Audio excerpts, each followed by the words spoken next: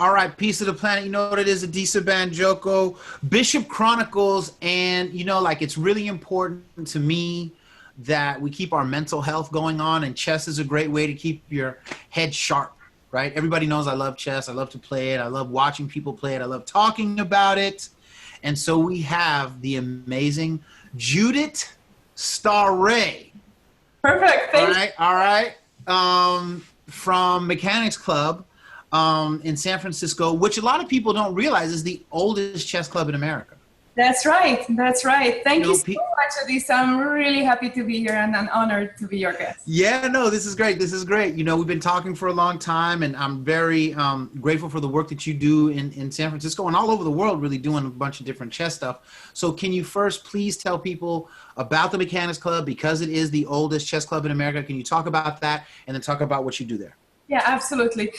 So I'm so lucky and honored to be here, and I'm also really honored to be part of Mechanics Institute Chess Club. It's the oldest chess club in the United States, and just part of that team, that history, it's a privilege to work there. Mechanics Chess Club was founded in 1854. And it's part of a large institute, a large library and institute. So we have several different departments. The library is a really historical, amazing library. Unbelievable. My kids love to be there every time. Like, Mom, can I go there? They just love hanging out. Yeah, it's beautiful. It's beautiful, and the whole building is beautiful. They have event departments, literal events, writers group, and anything you can think of. And the chess club is part of the institute, so it is actually in the founding papers, so in the charter. So it's really, it gives us a really security that the chess club can go anywhere. It has a legacy. It has a legacy, yes. And so yeah, it's amazing to work there. We have amazing team. We have Abel Talamantes, who's the director. Abel's amazing. We also have FIDE Master Paul Whitehead, who's Paul. legendary Paul. I love Paul. And we have the Grandmaster in Residence, Grandmaster Nick DeFermian, 2 times US champion. So always amazing. Salute to him for sure. Yeah, so it's really a cultural center, and I'm really proud of being a part of. The chess club itself has a wide variety of offerings, tournaments, classes, enrichment programs, and events. So what do you want to talk about? Man, like there's so much. So first of all, I think I want to start with, since COVID started, there have been a lot of articles that I've seen about the online explosion on chess, specifically, chess.com, you know what I mean? Lee Chess. You guys have been hosting a lot of online tournaments and things like that. Why do you think that chess is so big right now during COVID? Yeah, I mean, it's amazing to see the chess boom, and for anyone who wants to have a fun front cover picture, I check out US Chess's Chess Life magazine, August edition. They have this amazing picture of a montage of all the chess streamers, the Twitch. Yeah, it's crazy. It's so cool. Heading with obviously Hikaru, he has alone like several thousands, tens of thousands of followers and subscribers.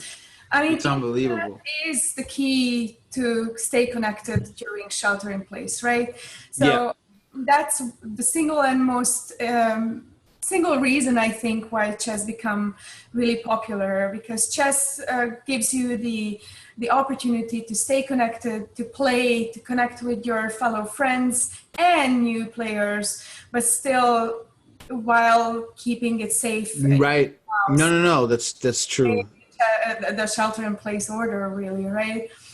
Not a lot of sports is so lucky, like, if you do any physical sports, like basketball. It's over, right?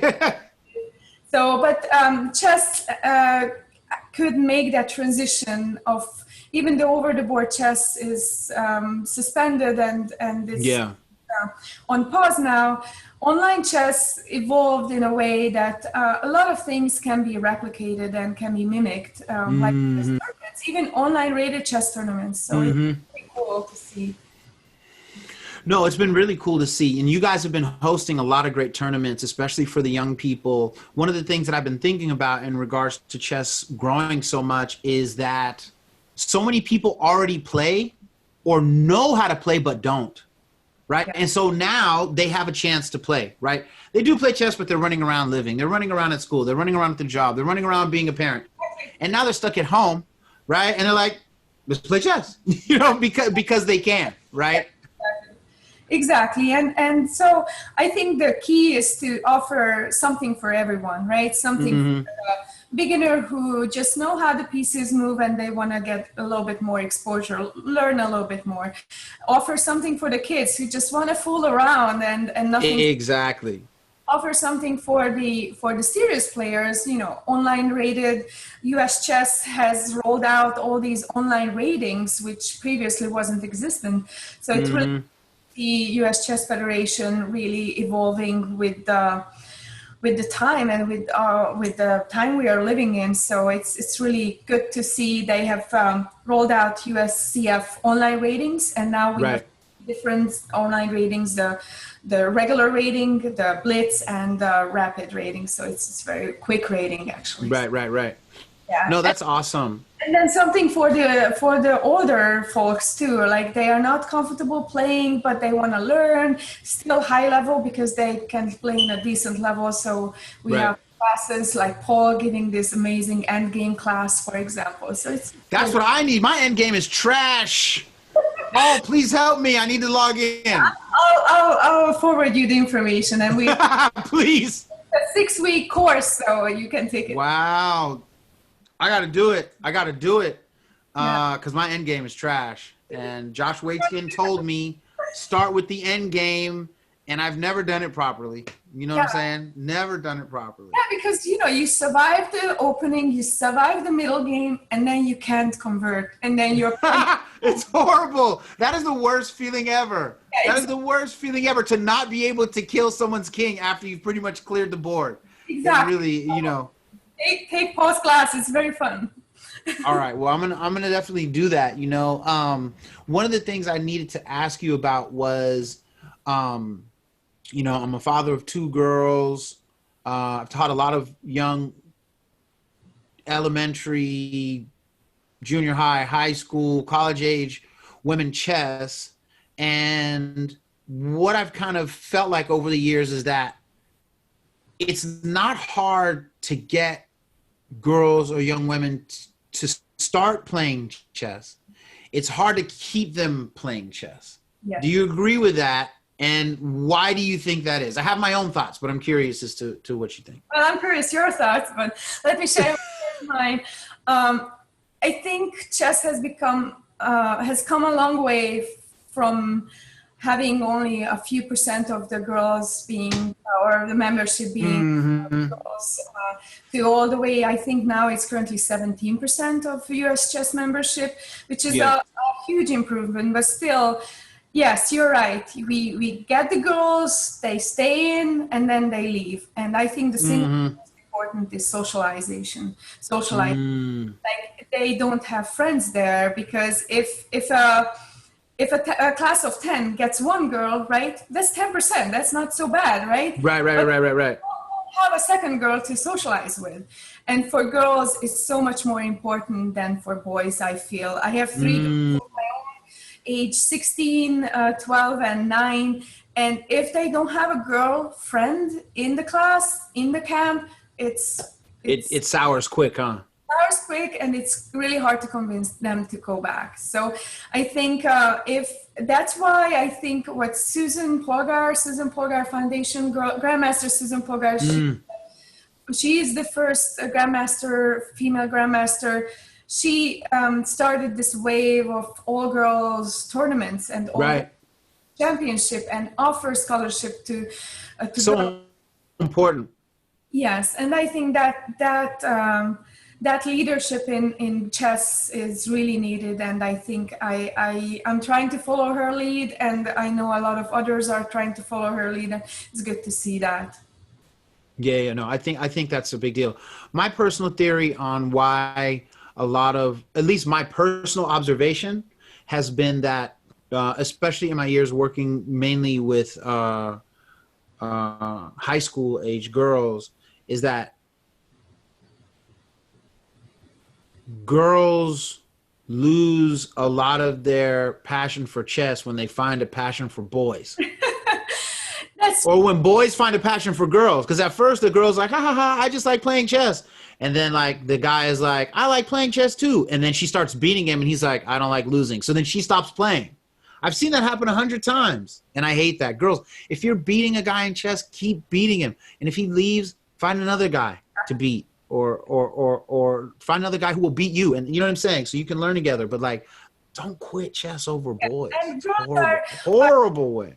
Yeah, and I think girls are by nature different than boys in terms of it. A lot more things are interesting to them. They want to try a lot more things. Boys, if they are set on one or two things, they just kind of like, I play basketball. like that's it. They're just like, I play basketball, or I play chess, right? Like arts, a little bit of social debate club, dance, right. And yes, and they are good in chess too, but they won. So it's a challenge for sure. I think, socializing, I think that's the key. And even with boys, I think it's, if they can find a way to socialize with boys without feeling, I'm alone, I think that's crucial. No, that's true. That's true. Now, can you tell me about your history in chess? Like, how did you first start playing, and where did you find that it took you? Well, I grew up in Hungary, and Hungary, as you know, it's chess. It's a chess country, along with of course, Azerbaijan and Russia and everything. But Hungary has always been good. So, if you live in Hungary and if you grow up in Hungary, chess is in your blood. You learn chess from your grandparents, from your parents. So I grew up knowing how chess pieces move, and I don't remember we played a lot of chess, but I strictly remember my grandfather played chess, so I played a few games, and certainly my brother played. So that's in your blood. And when I had kids, and I strictly remember it was my oldest daughter was 4.5, and she pulled out the chessboard just like Susan Polgar pulled out the chessboard from the shelf and said, "Mom, teach me how to play chess." And by that time, my husband was already in the US, and we were about to follow him, and said, "Wait for Dad. Dad wants to teach you chess for a long time," because my husband was playing online all the time and learning. So we waited, and she started learning chess, and that was 4.5, 5 years old, and she quickly became quite good. Around age 6, I started bringing her to tournaments. And at that time, I was stay-at-home mom, and chess tournaments are expensive. Man, they are expensive. They're expensive. So at like after a while, I said, "Oh, I won't be able to afford this, so I better help out." If I help out, they give me free entries, right? That's right. Hey, smart. And it's also good because you are so nervous when the kids are playing inside and you can't go in, and said, what is happening? I want to know, right? And so I got pulled in, volunteered a lot, and that took my stress out for how my daughter is doing during tournaments. And basically I got involved in chess, and I volunteered for a few years. And then after that, I got recruited. So that's awesome. I am able to do this, do chess full time for almost 6.5 years now. So that is, so you were an at-home mom before you started doing this? Yes, I have a chemistry degree. And when we moved to California, I I had two other kids, and basically we live in the Central Valley. So having a chemistry degree, I could have only gotten jobs in the Bay Area, and I was just not, like Silicon Valley, or like, you know, Lawrence Livermore Lab type of stuff. Yeah. So the closest would have been Sandia and Lawrence Livermore Lab, and that's also like an hour and a half drive for me. So I was not about to spend. That's far. So that's far. I changed the professions. I became a data scientist, and then chess professional. That is so cool. That is so cool. I'm very lucky. Yes. No, that's really cool. Now, when you look at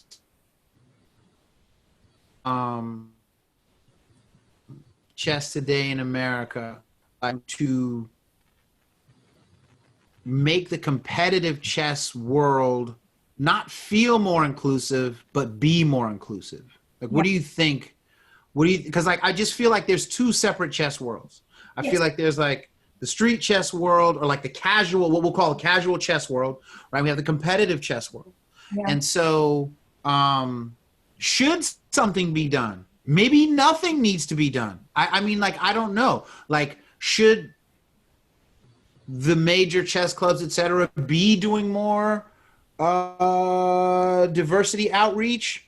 I feel like the answer is yes, but I'm biased, and I've had this idea for a long time. And I totally agree with you. And I wish I had all the money and everything to influence, right? Exactly. And if it were up to me, we would be doing and to bring those two worlds together, the street chess, you just quickly play some chess with your buddy, right? And the competitive, right? The rated chess, right? To bring those two worlds together has to be events, right? To any kinds of events that can merge these two worlds together.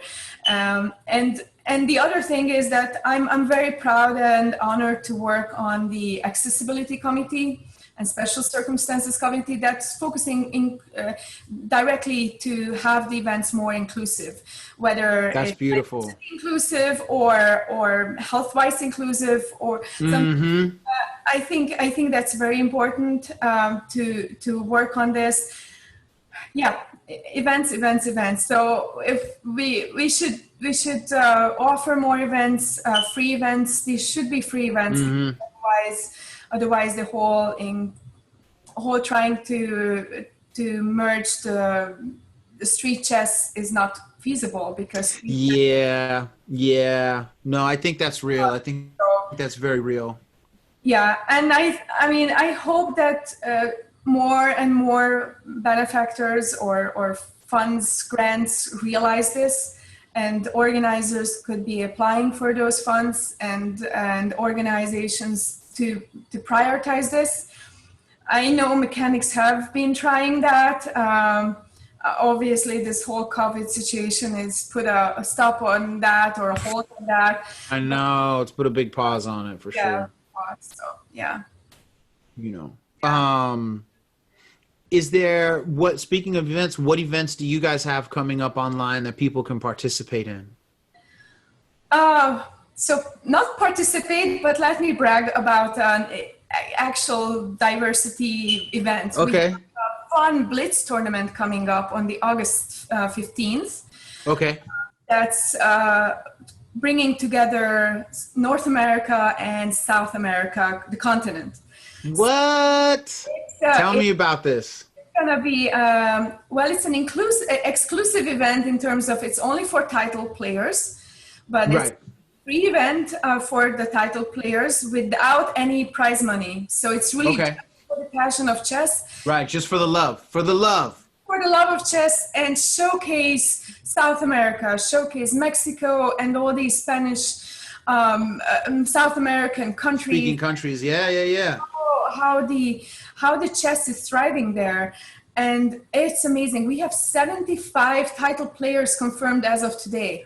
And it's like 10 days in. I know, that's crazy. It's crazy. Several GMs, IMs dedicating their time to promote chess in their culture, in their country. We have more than 10 streamers confirming they're going to stream this event in Spanish and in English. It's such an amazing effort. It's a collaboration between Mechanics and Komodo Chess and Chance Sin Fronteras, if I... Okay. Yeah. So it's an amazing event. So stay tuned and follow that event, although you can't participate in that. Regarding I'll be there to watch. It's I think it's 3 p.m. It's in the afternoon. So yeah, it's gonna. Okay. No, that's really cool. That is really cool. Yeah. And so, if people want to take classes, if people want to, can you tell me where can they go online and tell me like your Instagram and stuff like that so people can start following? Because you guys really need to follow Mechanics Institute. You need to be observing their events. You need to be taking their classes because this is top tier level stuff. One of the things we need to think about during COVID, obviously a lot of things suck, but the other thing is all the people you now have access to because of COVID and all of the online stuff. So now there's a lot of people who you probably didn't know about, and now you have a lot of time that you didn't have before, and you can really invest and build your game up. You can invest and be more enriched by your hobby. There's right? no excuse not to get better in chess, right? I know, right? Except we are busy, but yeah. So we have classes, camps, chess classes, chess tournaments, really for anyone. Beginning the new school year, we are going to offer a free chess class. I don't know exactly what day. I think it's going to be staying on Saturday, but we're going to start offering that. As well as we have grants to offer chess at San Francisco Unified Schools. Excellent. And so I'm in contact with the principals how to set it up virtually because it was. Oh, that is fantastic. I'm really happy to know that. That makes me really happy because that's been on my mind a lot. There's a lot going on with like San Francisco schools and what's happening, what's not happening. To know that this is happening means a lot to me. That makes me very happy. Let's cross our fingers that it's actually coming to production or realization. But yeah, that's my hope that we can get that started soon after school year starts and when everything settles down. How exactly we are going to do, I don't know. I mean, obviously our coaches are really amazing. Zoom meetings, and it's fun for the kids. And our class, they log in, they hear the coach, they play online, they can play together because they know their usernames, and there's a safe platform out there for the kids to play chess and not get bullied. Right, exactly. Right. So that's good. And then what we are hoping to get a grant for a free female class. So that would be awesome. Yes, Mechanics have had a women class, a long-standing women class on Sundays, and we had to also put a pause on that. But I'm hoping we're gonna get the funding for that, and that's gonna start up again on from September onwards, and that's going to be exclusively for girls and women. Oh, that's fantastic! That's so awesome. So where can people go online? What's your website? The easiest website ever, chessclub.org. That is easy. Someone out there, when internet boom started, someone out there was really smart securing that that website address. Wisdom. Yeah. Wisdom. I don't know who that was exactly. Wow. Yeah, that's great. Chessclub.org, and it will take you to Mechanics, milibrary.org/chess, and you will see all the classes. I mean, obviously the events are on the main focus on the right of the page, the upcoming events. We have separate adults events and a scholastic only event. We have a lot of free tournaments for kids. All they need is a free account at chesskid.com, and they can come and play every single day. Chesskid.com is a great site too. Yes, and it's very safe. Yeah. As a parent, I watch my kids where they closely, of course. And I trust that website, so it has my Chessma stamp on it. Yeah. I support it as well as a parent, for sure. So it's fun, and it's a free you can get a free account, and it's perfectly sufficient for playing tournaments. Teach you how to play chess, or you can have a few lessons how to teach chess, but definitely tournaments. Okay. Excellent. No, that is fantastic. And then finally, my last question before we close out is, what are your thoughts on the difference between women's grandmaster and grandmaster? Do you think that there is a cognitive difference between men and women as it comes to understanding and playing the game? Or do you think that the human brain, irrespective of gender, is capable of the same things and deserve the same title? What are your thoughts? And I'm asking in pure curiosity, So let's tackle the title differences. I'm Okay. not against female titles, because I think it encourages it. For girls, role models are important. Right. Also, some of the motivation that we can do to have more female role models, and so the girls can follow them. And female titles allow this, right? Because if there were just one title, females would not be getting that many titles. So yes, female Interesting. rating corresponds to lower rating, but they actually help that role model that girls need. So I think for that reason, that's the most important reason, in my personal view. Yeah. We should keep it. Now, cognitive differences between men and women, obviously there are. Like, God made us female and male, right? I mean, right. There's no denying on that, and there's no denying that we have different priorities, and men and women, and different ways of thinking and being, right? Exactly, and in the different stages of life, in the beginning of the life and in the second part of the life too. But at the same time, do I think that women can't achieve whatever men can? Obviously not, right?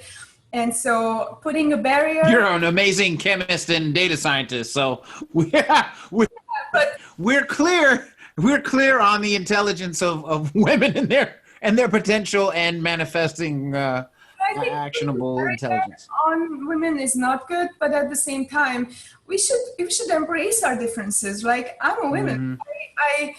I'm more compassionate. I'm more right. Then okay, that's. I think that women are more compassionate than men. I think in general that's a fair statement.